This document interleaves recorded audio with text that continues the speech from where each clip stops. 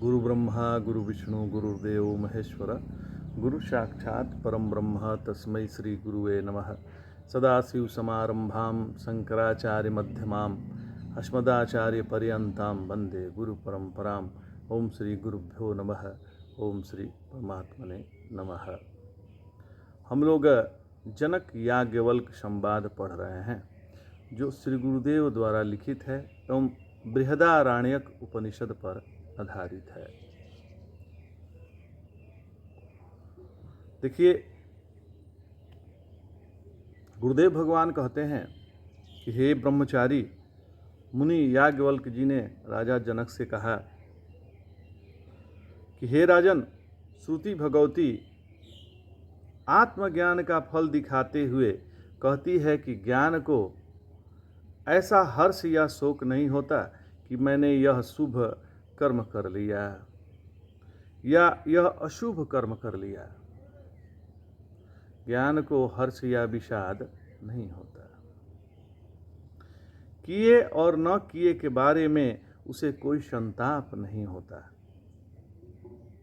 इस श्रुति वाक्य को और सुस्पष्ट करते हुए बताते हैं, हे राजन, जो उत्तम पुरुष आत्मा अनुभव से संपन्न हो चुका है उसे पुण्य पाप ताप नहीं देते।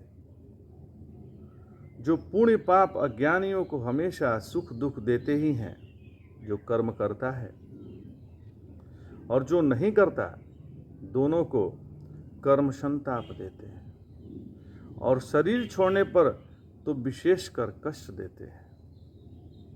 आत्मविद्वान को कोई कर्म कोई ताप नहीं देते। आत्म जो विद्वान है, आत्मज्ञान संपन्न है, उसको कोई भी कर्म ताप नहीं देते। कारण स्पष्ट है कि वह जान चुका है कि कर्म का उससे कोई संबंध है ही नहीं। पाप करते समय भी ताप देता है, क्योंकि कर्म चाहे पाप हो, करने में श्रम पड़ता ही है और फल स्वरूप से भी दुख होता ही है। तो पुण्य फल सुख हर क्षण क्षीण होता है, तब दुख अवश्य होता है। जो पाप उसे पाप गर्व देकर संतप्त करता है, अर्थात उसे इस बात का गर्व हो जाता है कि मैं पाप नहीं करता, अतिश्रेष्ठ हूँ। जो पुण्य नहीं करता उसे पुण्य कर्म भी कृपा दुख से ताप देता है। यदि वह पुण्य करता है तो लोगों का उपकार करता है, पुण्य नहीं किया तो उपकार से वंचित लोगों का दुख देकर उसे संताप होता है। यही कृपा दुख है। हमारे अतिधन्य नीतिकार ने 6 को हमेशा दुखी बताया है। क्या क्या? ईर्ष्यालु, कृपालु, असंतोषी, क्रोधी, सदा शंकालु और दूसरे के भाग्य के सहारे जीने वाला। देखिए, एक ईर्ष्यालु है, दूसरा कृपालु है, तीसरा असंतोषी है, चौथा क्रोधी है, पांचवा सदा शंकालु है, दूसरे पे शक करता है, और छठवां दूसरे के भाग्य के सहारा जीने वाला है। यह अत्यंत दुखी होता है। पुण्य भी उसे संताप देता है। जिसने पुण्य नहीं किया, न किया गया है, पाप फलभूत दुख में रुकावट नहीं लाकर अकर्ता को ताप देता है। यदि मैंने पुण्य किया होता तो मुझे दुख न मिलता। यो वह संतप्त रहता है जिसने पुण्य नहीं किया। ऐसे ही वह जब अपने को उपलब्ध भोगों से श्रेष्ठ भोग इस लोक या परलोक में देखता सुनता है तो उसे ईर्ष्या का ताप होता है कि मैं जो पुण्य नहीं कर पाया वह इन लोगों ने क्यों कर लिया। इससे वह दुखी हो जाता है। कितने लोग नहीं होते हैं, कहते हैं कि हमने तो बहुत पुण्य किया लेकिन हमको वो फल नहीं मिला जो आपको मिला है। भगवान जाने। तो अंतकाल में पुण्य पाप ताप देते हैं।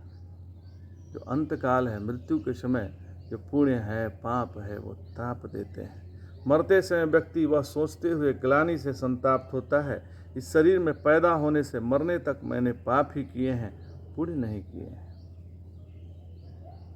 इस प्रकार अज्ञानी को करने न करने दोनों हालातों में पाप पुण्य ताप देते हैं। आत्मविद तो विज्ञान के बल से पुण्य पाप से परे हो जाता है। जैसे हनुमान अपनी महिमा जानकर समुद्र पार गए थे।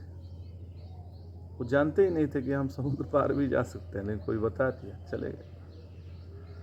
पाप पुण्य का महासागर लांघना अत्यंत असंभव है, लेकिन आत्मा के साक्षात्कार से संपन्न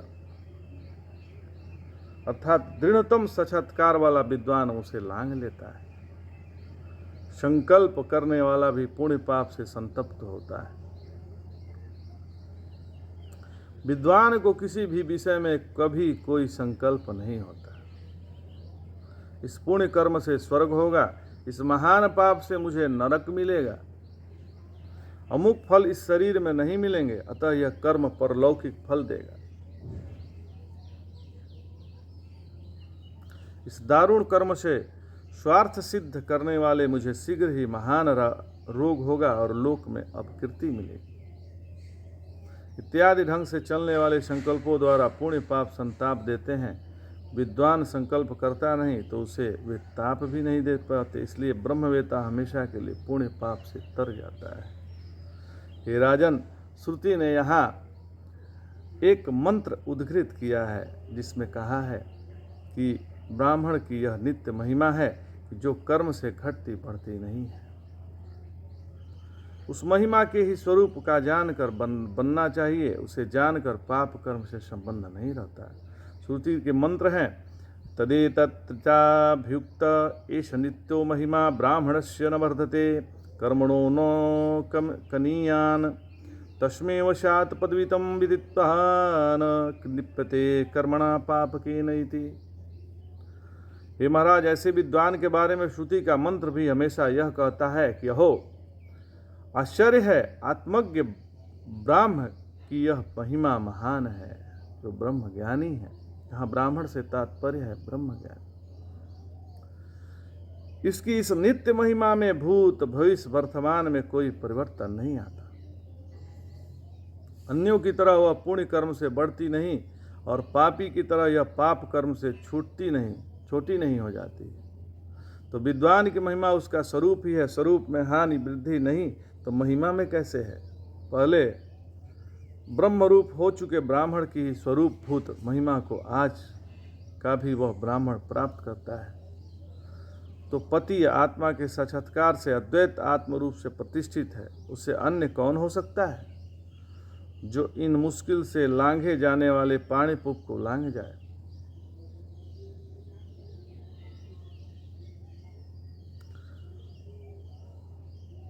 शंकराचार्य भगवान ने अनुग्रह करते हुए इसका अर्थ लिखा है पदवित्। पदश्वेता पदते गम्यते ज्ञायत इति महिम्नः स्वरूप एवं पदम तस्य पदस्य वेदिता। पूर्व में श्रुति कहती है या कह चुकी है, तदेतत पदनीयमस्य सर्वस्य यदयमात्मा। यहाँ पदनीय का भगवान भाष्य में अनुग्रह करते हुए भाष्य में अर्थ किया है ज्ञातव्य। उक्त फल वाले आत्मज्ञान के अंतर्गत साधनों का श्रुति ने विधान किया है, क्योंकि जो श्रेष्ठ फल का एकमात्र उपाय ज्ञान है, इसलिए इसे समझाने वाले को चाहिए शांत, दांत, उपरत, तितिक्षु, समाहित और श्रद्धालु होकर आत्मा में ही आत्मा को देखे, सभी को आत्मा में देखे। हे राजन, इसे और विस्तार से समझाते हैं, ध्यानपूर्वक सुनो।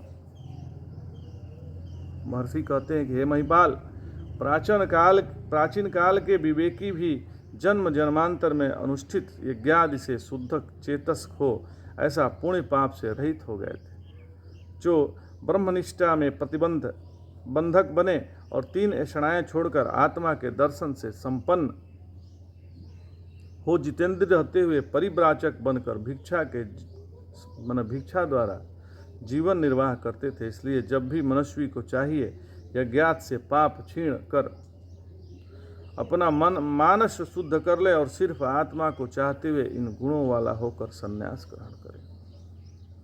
बालक की तरह मन से सब विषयों का परित्याग कर दे और मुश्किल से नियंत्रण में आने वाले घोड़ों की तरह उच्छृंखल 10 इंद्रियों का संयम करे। समाधि में पूर्व धर्म उत्तर धर्म का हेतु बनता है, अतः कर्म है, तथापि ये सभी धर्म एक दूसरे को बढ़ाते हैं। अतः सभी का यथाशक्ति साथ साथ अभ्यास करना चाहिए। बिना आयास जो मिले उसे अपने शरीर का निर्वाह कर लें। प्राप्ति के हर्ष और न मिलने के इषाद का अनुभव करें। आज इतना ही। जय जय शंकर, हर हर शंकर, नमामि शंकर, भजामि शंकर, नमः पार्वती पतये, हर हर महादेव।